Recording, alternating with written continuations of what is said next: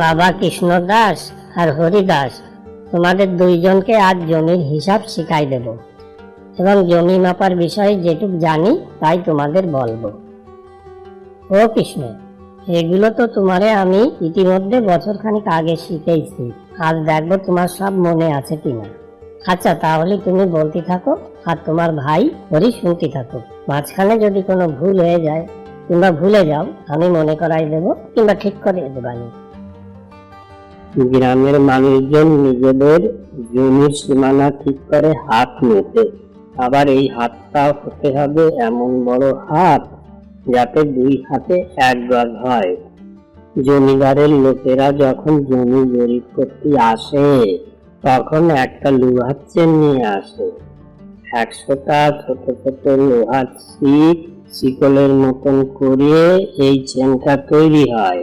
এই চেনের এক একটা শিকরে বলে 1 লিঙ্ক, আর ওই 100টা শিক মানে 100 লিঙ্ক। এই 100 লিঙ্কে যে চেন হয় সেটার এককই হচ্ছে চেন।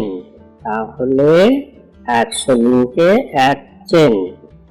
হাতে যদি মাপা হয় 1 চেন সমান সমান 44 হাত অথবা 22 গজ। ও হরি, তোমার দাদা কৃষ্ণ যা বললো তা বুঝতে পারিস তো?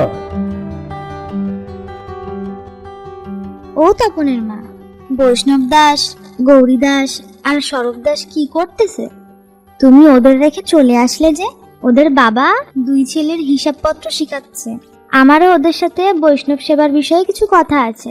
উনুনের থেকে এই তরকারিটা নামানো হয়ে গেলেই যাচ্ছি। ও দিদি, আমি 3 জন রে ইকির মিকির খেলা খেলতে বসায় রেখে আইছি। ওরা কোথাও যাবে না, ওদের জন্য কোনো চিন্তা করতেই হবে না। তুমি যাও, বাবু হয়তো তোমার অপেক্ষা করতেছে। আমি উনুনের থেকে ঠিক সময় মতো তরকারিটা নামাই দিবানি, তুমি যাও। আচ্ছা ঠিক আছে, তাহলে তুমি এটা দেখতে থাকো, আমি ততক্ষণে আলোচনাটা সেরে আসি। তুমি সবার আসন আর পাত পেতে রাখবা, আমি সবাইরে নিয়ে পাকের ঘরে ঢুকবানি। হ্যাঁ বাবা, বুঝতে পারিছি।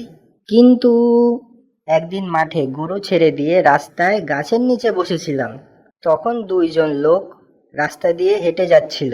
একজন আরেকজন রে বলতি যাচ্ছিল যে আমাদের ওই দাগে 10 বিঘে জমি আছে, তার মধ্যেই আমার 9 আনা 20 গন্ডা জমি, বাকিটা অন্য লোকের।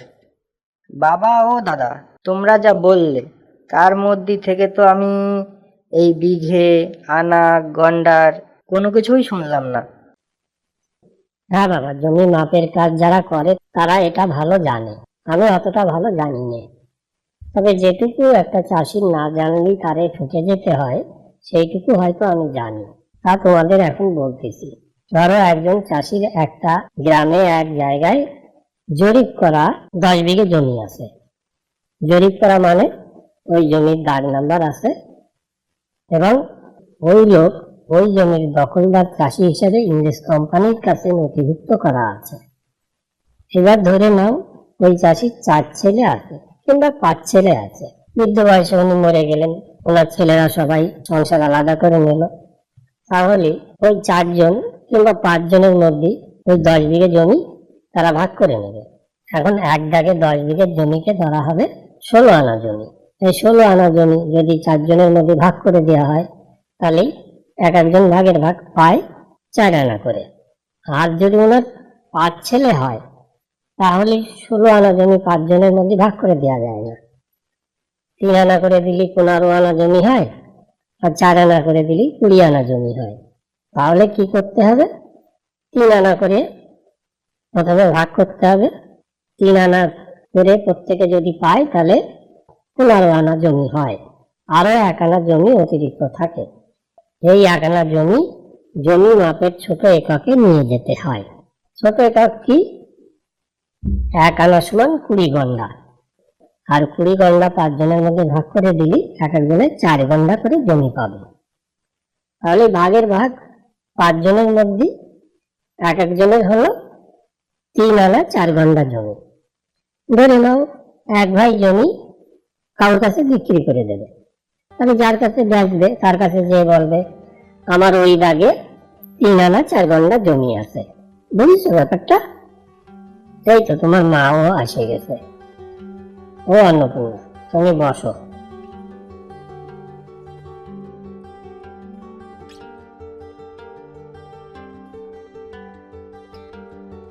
ও কৃষ্ণ, ও হরি, তোমার বাবা একা মানুষ, কয়জনকে শিখাবে? তোমাদের ছোট ভাই বৈষ্ণব দাস আর গৌরী দাসরে লেখা হিসেব নিকাশ শেখানোর দায়িত্ব তোমরা দুজনেই নাও। একটা চাষিগ্রস্ত বাড়ির পুরুষ এবং মহিলা সকলকেই হিসেব শিখতে হয়। তোমার মাও অনেক হিসেব জানে। জিজ্ঞাসা করে দাও কবে নেই। সামনের পূর্ণিমায় আমাদের বাড়িতে বৈষ্ণব সেবা দিতে হবে। আর প্রতি বছর বৈষ্ণব সেবার সময় কত লোকজন আসে, তাদের অন্ন সেবা করানোর জন্য যাবতীয় জিনিস সেগুলো তো আমারই জোগাড় করতে হয়।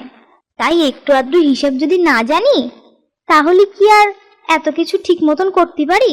দুইটাতে এক জোড়া হয়, দুই জোড়ায় চারটে হয়, এই চারটেরে আবার এক গন্ডাও বলা হয়, 20 গন্ডায় এক পণ হয়, 16 পণে এক কাহান হয়। তোমরা ঘরে গেলেই দেখতে পাও ছোট ছোট খুচি আছে, ওই খুচিতে তোমরা মুড়ি খাও। ওগুলো সব পোয়া মাপের খুচি। আবার কয়েকটা বড় খুচিও আছে, সেগুলো 1 সেরের খুচি। চাল ডাল মাপার সময় খুচি দিয়েই মাপি। 4 পোয়াতে 1 সের 40 ছেড়ে 1 মণ হয়। তেমনি দুধ, ঘি, তেল মাপার ছোট বড় কাঠের পাত্র আছে, হিসেবে একই, পোয়া, সের, মান বা মণ। আচ্ছা, এখন হিসেবের কথা থাক। বৈষ্ণব সেবাতে কাজের চাপ আমার পরেই বেশি পড়ে, তাই আমার চিন্তা বেশি। আমার এই 2 বাবা কৃষ্ণ আর হরি, এরা বড় হয়ে গেছে। তারপরে বৈরাগী ঠাকুর যেদিন থেকে আশা ধরেছে, আমার উপর চাপ অনেক কমে আইছে।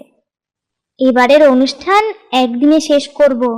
সারা গ্রামের মানুষের সেবা করা নিয়ে এবং আশেপাশের গ্রামের গোসাইদের সেবা যত্ন করা নিয়ে আমার কোনো চিন্তা নেই। কিন্তু তোমার বাবা যা বলল তাতে তো আমি বেশ চিন্তার মধ্যেই পড়েছি।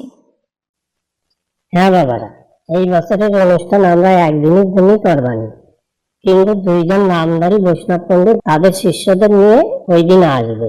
এই ধরনের বৈষ্ণব পণ্ডিতদের তো আগে কোনোদিন আপ্যায়ন করিনি, সেই জন্য একটু চিন্তার মধ্যে আছি।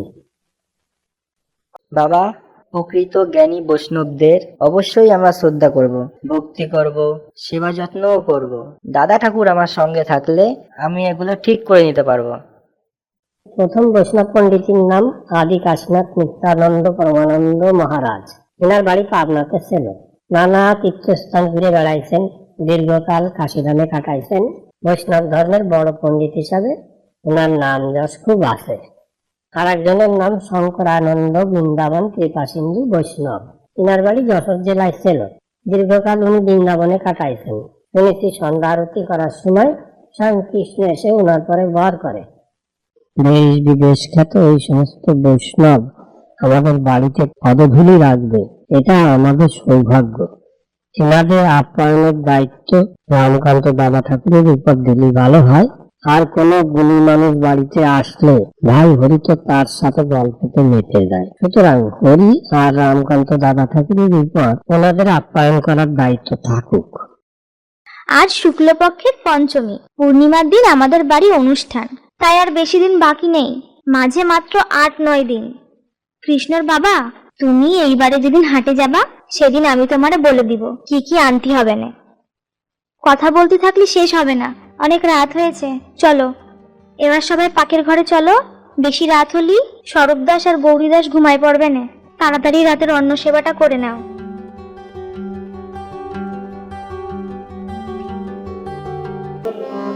হরিচাঁদ আসল হরি পূর্ণানন্দ হরি, হরিচাঁদ আসল হরি পূর্ণানন্দ হরি।